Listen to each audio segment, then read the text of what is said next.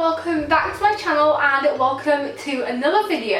If you are new to my channel, then my name is Sophie and I upload all content related to health, fitness, lifestyle and well-being. So if that sounds like your kind of thing, definitely be sure to click on the little red subscribe button down below. As you can see, I am back in the kitchen and I thought I would make the most of having the access to the kitchen at home before I go back to uni and share another recipe with you today. I am going to be making my healthy Millionaire Shortbread, and honestly it's made from such simple, really good natural ingredients that every time I make it I question why I don't make it more often, because I just love the taste of it. It doesn't require any baking or anything either. You literally just put it in the freezer to set, and honestly the combination is just amazing.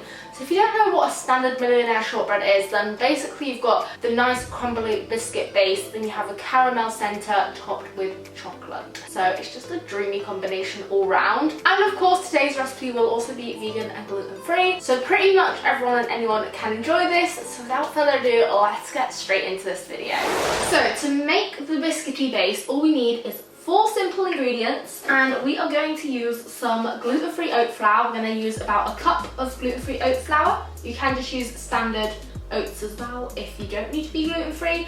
And all I do as well is just blend up oats to make a flour in a blender. I think you can also buy oat flour pre-made, but so much cheaper just to blend up the oats yourself, so a little hack for you there. Then also I'm going to add in half a cup of ground almonds and 2 teaspoons of melted coconut oil. I'm lucky that my kitchen is still hot enough at the moment, so it already is a liquid. Normally it would be solid at room temperature though, so if you do need to melt it, then either do so in the microwave or just quickly on the hob in a saucepan. Either way works well.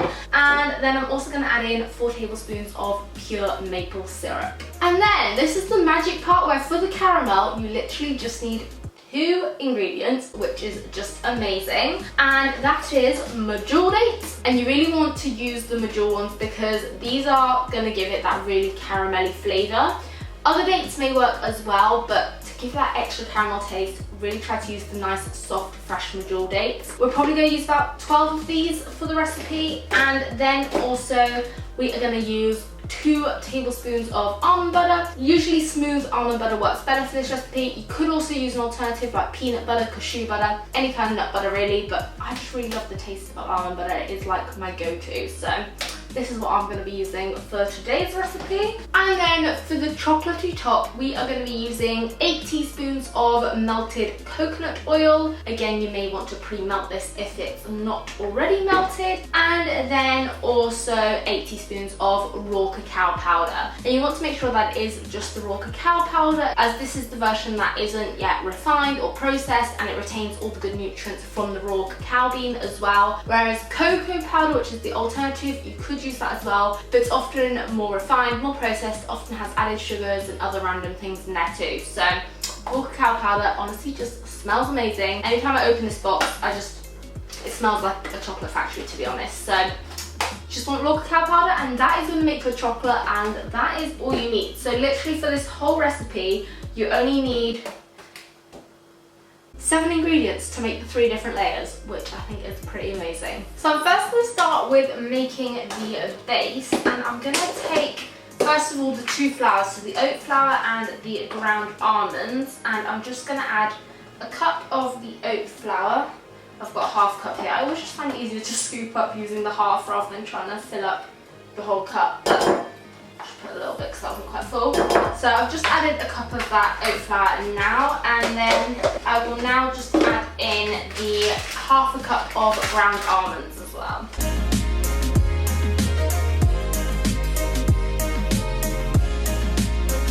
So now that I've got both the flours in the bowl, I am just going to give it a quick mix to fully combine both of these.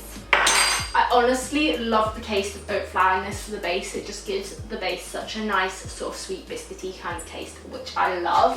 I'm just going to grab a teaspoon, and I'm now just going to add in my 2 teaspoons of melted, pre-melted by the kitchen temperature coconut oil.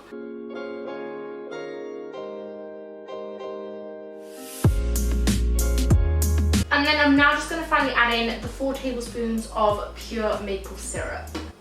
If if I can actually get into the jar, that would be useful. That's the only thing that I don't like about maple syrup. Oh, there we go, I'm getting in. Is because it's so sticky, the lid always gets stuck on afterwards. Let's see, 1, 2, 3, 4. That basically used up the maple syrup.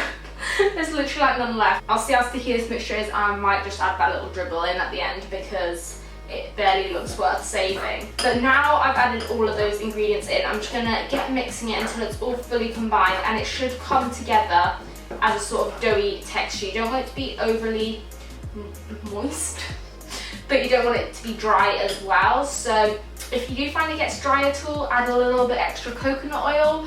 But if not, it should just come together to form a nice crumbly biscuity dough.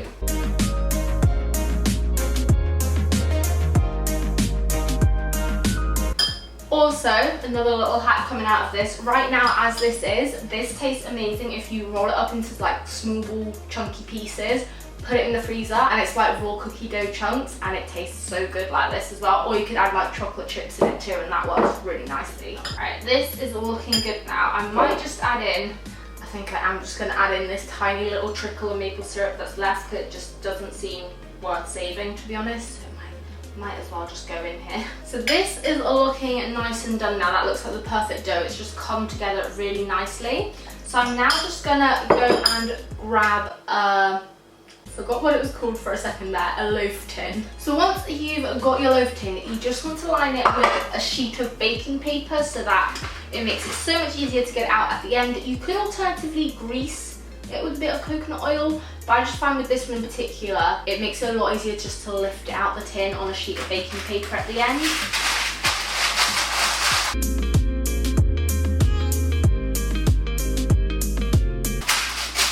Then I'm now just going to take the dough mixture and dip it into the tin and then press it down with the spoon and spread it out to form the nice biscuit base layer. Change of plan, I'm actually just going to use the rubber spatula. I normally do because it sticks to the spoon. Don't know why I thought it would be a good idea today, but always a good idea to take a spatula if you have one, as this way it doesn't get all stuck to the back of it like it does to the spoon.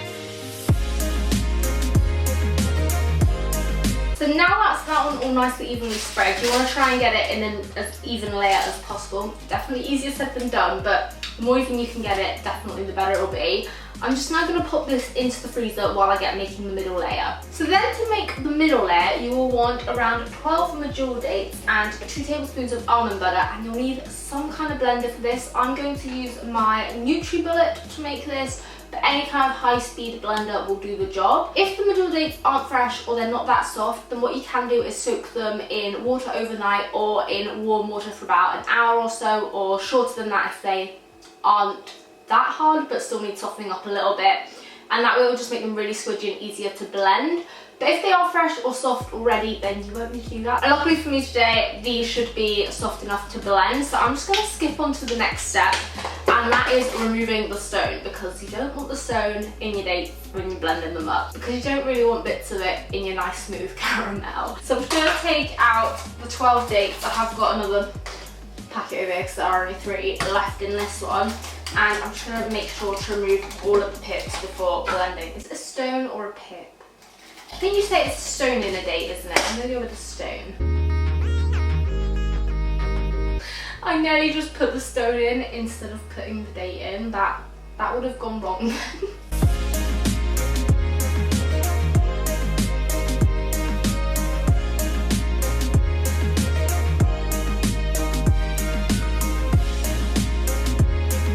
Now all of our dates have been destoned, just sounds weird, whatever way to say it.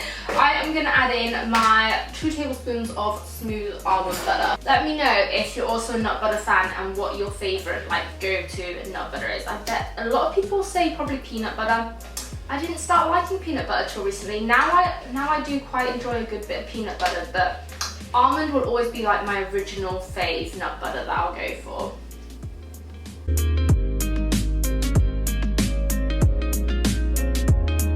So then now all that's left to do with this is just blend it up. I love just how simple this is with just literally 2 ingredients, but it tastes so amazing.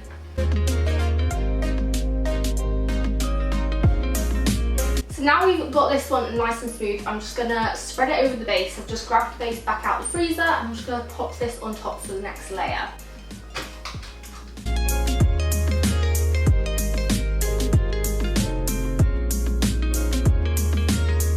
Again, you want to try and make it as even of a layer as possible, and then I'm now just going to pop this back in the freezer while we make the chocolate layer.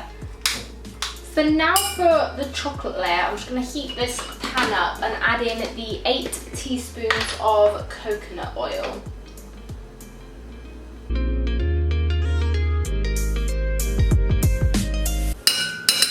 And then now once this starts to heat up a bit, I am going to add in the 8 teaspoons of the raw cacao powder.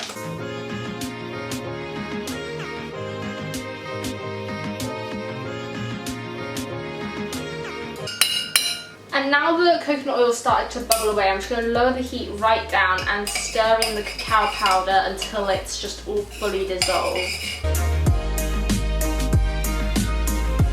And I'm also now just going to turn that off the heat as the coconut oil is really bubbling up nicely now. So now we've got this lovely smooth chocolate. I am just going to pour it over the base layer before putting it back into the freezer. Oh my god, this looks amazing. You literally have just made your own chocolate. It's incredible. And it's only 2 ingredients, which is the better bit as well.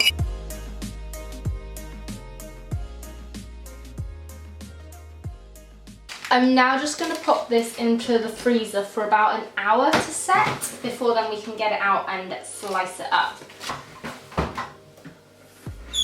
So now that this has fully set and is out the freezer, it's actually looking pretty good. I'm going to be excited to have some of this.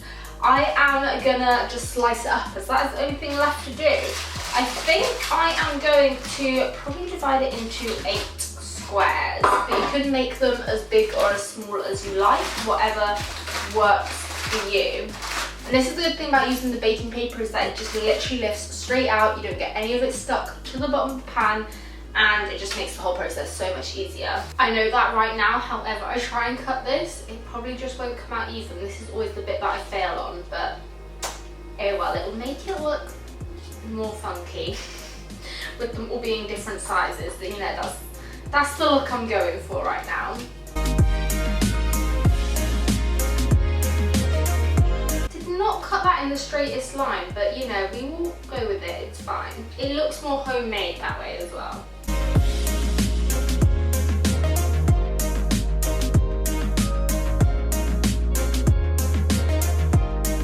Like I said would probably happen, not the most evenest of squares, but they have turned out pretty well and it's looking quite good.